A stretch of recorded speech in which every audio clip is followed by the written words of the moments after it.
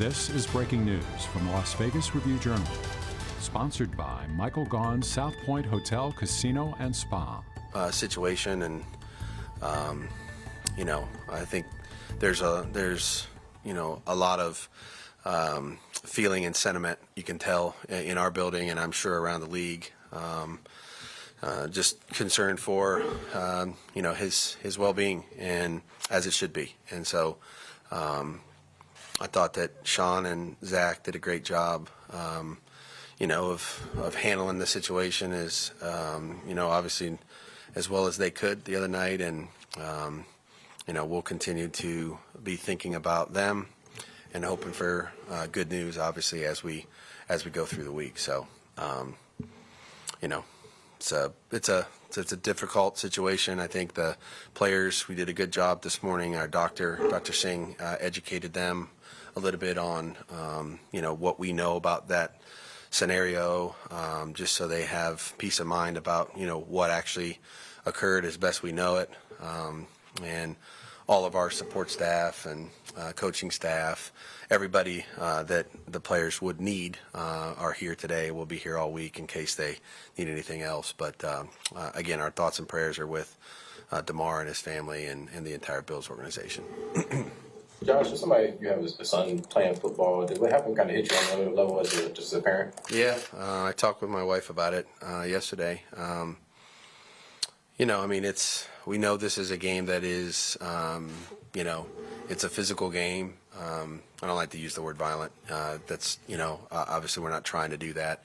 But, we know that there are injuries. My son's had a handful of them, broken bones, those kind of things. But I think this, it just makes you pause and, kind of step back a little bit and, think about it. There's no question about it, and I think the educational piece from the doctors that talked to us today, I think that was helpful, just in terms of understanding what happened and the likelihood of it occurring in any capacity, car accident, football game, Little League, baseball, whatever.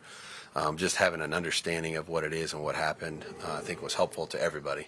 But it definitely does, when you're a parent, obviously, there's risk involved. Sometimes people get emotional when they talk about, or there's emotions that are involved, when you're trying to make the sport safer, and there's that fine line between the physicality and the safety issue. And sometimes people do, complain about it, let's just say. But when something like that happens, is it kind of reaffirm that there's good reasons why some of these rules are being put in place? Yeah. At the end of the day, the most important thing for us is that we all can have a productive life, during and after football. And I think that anybody that wants to argue the other point, I think is missing the point. Player safety and health is obviously paramount, and and it should be. I mean, that's what we all want to be able to do, is try to live some kind of a successful life for as long as we can live it. And so anything they can do to make it safer, whether it's the things on the helmets in training camp or all the stuff we've gone through, any of those things that help, we should be for, because there's nothing more important than the health of the guys playing the game we love. Coach, you and Devante were two notable people that donated to Hamlin's toy drive, despite the tragedy, not tragedy, but just the terrible situation. How heartwarming is it that so many people can come together for the greater good like this? Yeah, I mean, it's not shocking to me, because there's so many good people in our league and in our world, and I know we hear a lot about the negative stuff, but this is a good example of everybody just pitching in to do the right thing, and for a great cause and for a great guy, and I think that just tells you that there's a bigger picture here, and I think a lot of the people that you saw donate, they're doing it for the right reasons. How difficult is it to ask the guys to get back to a work week when there's so much uncertainty and nobody really knows what's going on with all? Yeah, I mean, I think the thing we just talked about this morning is that we did talk about all this, and I think that's a good thing. And if we need to talk about it more, we will. And any resource that they need available to them is going to be made available.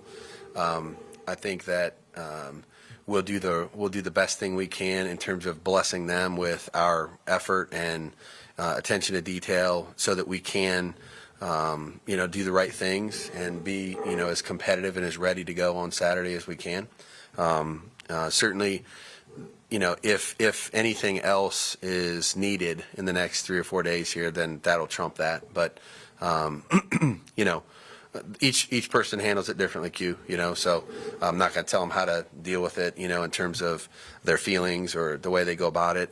Just try to do the right thing by the players and help them as much as we can to get ready, to play our final game. Josh, when you and Dave took over, you talked a lot about how this year a lot of it's going to be about evaluation and getting to know the lay of the land here and the Raiders, the team itself. You're closing in on 12 months, I think January 30th, somewhere around there. But how invaluable has this been as you look back to kind of get it to a point now where you do have a good handle of this situation, this team? Yeah, it's every day I've learned something every day, and I'm sure Dave could say the same thing. I think our team's probably the sentiment would be the same. You learn about the people, most importantly. Strengths and weaknesses, areas we can improve, things I could do better, things Dave could do better, things our organization could do, differently to try to make us, as productive as we can be on a daily basis. I think that if you take that approach, and you use the information properly, and you're not, too proud to acknowledge where you need to improve. I think that's the whole key here as we head into the off season once the game is over, and our focus now is going to be on trying to do everything we can to win Saturday. And then once that's done, we'll have a chance to really take a deep breath and go back through everything. And we know a lot more about everything now, than we did, obviously, when we first got here. And so hopefully that can lend itself to making a bunch of good decisions and improving the team in every way that we can, moving forward this offseason. When you go back and you look at the tape from that Week 5 game, obviously you guys did a lot of good things and just came up a little short. Can you look back at that and kind of look optimistic at what's heading forward into this matchup? I think you obviously that it's a significant portion of the preparation because we actually have lined up against them before. I do think that there's a lot of things that have changed since then. Players, some things schematically. They've added some players to their roster. We've added some players to ours. They've lost a few players. We've lost a few players. So I think there's definitely some challenges in terms of just getting to know the personnel that's out there now as opposed to what it was. But I definitely think that anytime you have previous knowledge of an opponent and you've played against them, especially for the players, they're out there. They're standing there in front of the guy in front of them for 65 plays, 3 months ago. I mean, so they have some intimate knowledge of the way that they play and how they go about their business. So I think it's helpful. It doesn't always, it's not always a precursor of what's going to happen the next game, as we know. The second game of these division rivalries is always a little bit different, because, you're going to change some things. There's no question about it. So, our focus is going to be on trying to get to know the team they have now, the way they're playing now. There's some things that have changed, obviously, for that, and get ourselves ready to go. Hopefully, look, the formula is not going to change.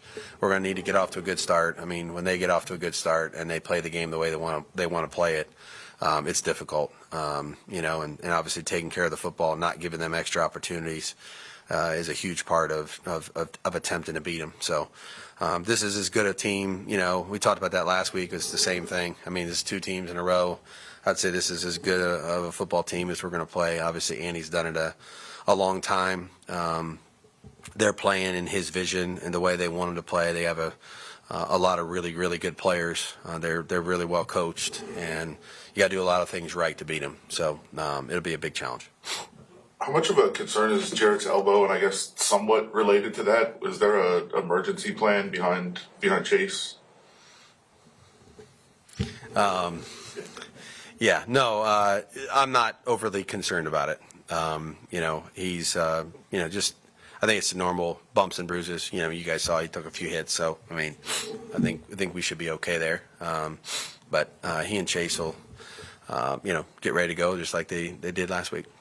Is there an update on Josh Jacobs, and what has he shown you this year that maybe you weren't aware about him? Yeah, I don't have any update physically on him. I think we're going to have to see how this week goes. A few more days before the game, so we'll be smart with him, obviously. Look, I'm not sure how many more words I can find to describe what he's done. Tough, dependable, prepared really hard every week. He's been durable. He's had the ball more than any other player on our team, clearly.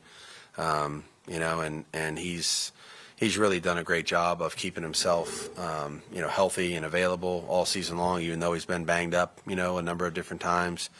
Unselfish, does whatever he can to help the team win. So, I've said it a number of times how I feel about him, and that hasn't changed. No, you've kind of been asked about this in regards to Jacobs, and it won't play into your decision, but he has a chance to win the rushing title. I know that's not your focus, but, for the history of the NFL, a guy, you're going to see that for years to come. Would that be kind of a cool topper to his season? Yeah, I think if, look, I think individual records and accolades and those kind of things, if they're done within the framework of the team trying to win games and do the best we can, I think they're great, for the guys that accomplish them and achieve them. I think the biggest part for us is obviously understanding that they never get done alone. There's a lot of people that I've obviously factored into that, the success of any one individual. So I think it's actually a neat thing for the team, not just for one guy, because even though, one player would get that recognition, I think that's really, the recognition belongs to a lot of people that have done some things to help him achieve that. So we'll see how it goes. Some good players obviously chasing him. We know that, and and again, we'll see how his health goes the next few days. You're talking about individual accolades and done within the team frame. Can you just talk about Devante Adams breaking the franchise record for yards in his first season here, and the work that you've seen him put in to accomplish that with his team? Yeah, it doesn't surprise me. It's an incredible achievement. Obviously, we know whose record he broke, and he hasn't missed a practice. Literally, or very, very few reps the entire year, and so to put in that kind of work and that kind of effort and that kind of dedication to his craft when he's already achieved whatever he's achieved prior to being here, I think that just speaks to how incredible the person is. And he's been that way every day that we've been with him. So, doesn't surprise me. Was ready today, ready to go in the walkthrough, and he's into it. He wants to do things the right way every time he walks in the building. So it's a great representative, a great example to the young players that are trying to figure it out. This is, if you want to emulate somebody, he would be a really good one to follow. You guys all set? Here you go. Thank you. Yep, thank you. You've been watching breaking news from the Las Vegas Review-Journal, sponsored by Michael Gaughan's South Point Hotel, Casino, and Spa.